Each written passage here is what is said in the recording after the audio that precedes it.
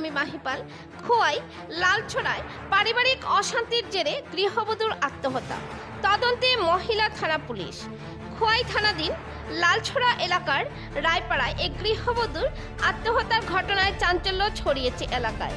মৃতের নাম শিল্পী রায়, 56, স্বামী সুনীল চন্দ্র রায়। ঘটনাটি সামনে আসতেই এলাকায় নেমে আসে শোকের ছায়া। খোয়াই মহিলা থানার পুলিশ সূত্রে জানা গেছে, প্রাথমিকভাবে ধারণা করা হচ্ছে পারিবারিক অশান্তির জেরেই গৃহবধূ আত্মঘাতী হয়েছে। তবে ঘটনার সঠিক কারণ জানতে তদন্ত শুরু হয়েছে। পুলিশ মৃতদেহটি উদ্ধার করে ময়নাতদন্তের জন্য খোয়াই জেলা হাসপাতাল মর্গে পাঠিয়েছে। খোয়াই মহিলা থানায় এই ঘটনায় একটি অস্বাভাবিক মৃত্যুর মামলা UD case number 2025 WKH 010 dated 09/11/2025 U/S 194 BNSS দায়ের করা হয়েছে।